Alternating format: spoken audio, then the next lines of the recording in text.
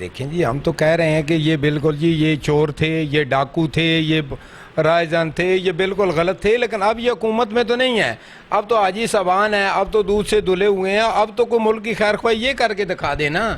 یہ تو اپریشیٹ کرنا چاہیے پیپلز پارٹی والوں کو اور نون لیگ والوں کو کہ جنہوں نے عوام کو بھی راضی رکھا ہوا تھا اور ملک چل رہا تھا۔ اب قرضے کی بات ہے تو قرضے اس وقت لیے بھی جا رہے تھے اور قسطیں دیے بھی جا رہی تھیں۔ اب کو خان صاحب نے قسط دی ہے تو احسان تو نہیں کر دیا، ٹیکسوں کی بھرمار لگا دی ہے، ملک کو جو ہے ایک قسم کا گروی رکھا ہوا ہے۔ اسٹیٹ بینک کا گورنر دیکھ لیں، آئی ایم ایف کا بندہ لگا ہوا ہے، ایف بی آر کا چیئرمین دیکھ لیں، آئی ایم ایف کا، بلکہ ان کا اپنا وزیر خزانہ آئی ایم ایف کا بندہ ہے۔ ایک دن اظہر حماد صاحب کو انہیں بنایا، دوسرے دن واپس لینا پڑا۔ تو یہ کہاں پہ حکومت کر رہے ہیں؟ ان کو کیا ہمدردی ہے؟ پاکستانی عوام سے کیا ان کو محبت ہے؟ وہ کہاں سے ریلیف دیں گے؟ یہی یہاں پہ کسان بھی خوش تھا، یہاں پہ عوام بھی خوش تھی اور نظام زندگی چل رہا تھا۔ اب پتہ نہیں کس سوچ کے تحت اس شخص کو لایا گیا ہے، تو ہماری سمجھ سے یہ بالا تار ہے۔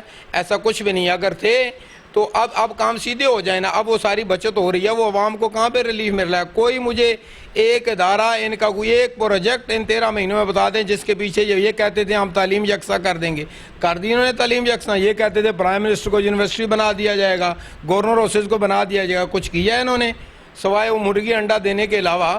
اور کیا انہوں نے کیا؟ کوئی کام ایک ان کا بتا دیں، آپ بتا دیں۔ میں پورے پاکستان کی بات تو نہیں کرتا، این اے 131 لاہور سے میرا تعلق ہے۔ یہاں پہ 3 بار خواجہ سعد رفیق صاحب ایم این اے بنے ہیں، اور پی بی 162 ہے، یہاں پہ چودھری یاسین سول صاحب بنے ہیں۔ پچھلے ٹنور کے اندر یہاں پہ 40 سکول جو ہیں، جن میں کوئی نیو سکول بھی ہیں اور پرانے سکول اپ گریڈ کیے ہیں۔ اب اتفاق سے یہاں سے مراد راز صاحب ہیں اور وہ وزیر تعلیم بھی ہیں، اور اوپر شفقت محمود صاحب ہیں، وہ وزیر تعلیم بھی ہیں۔ یار کم از کم ایک سکول ہی بنا کے دکھا دیں۔ 40 تو ہم نہیں کہتے، ہم 10 تو نہیں کہتے، لیکن کچھ کام کسی صورت میں تو کچھ کریں، کچھ ہوتا ہوا عوام کو نظر آئے، کسی کو تو کوئی نظر آئے۔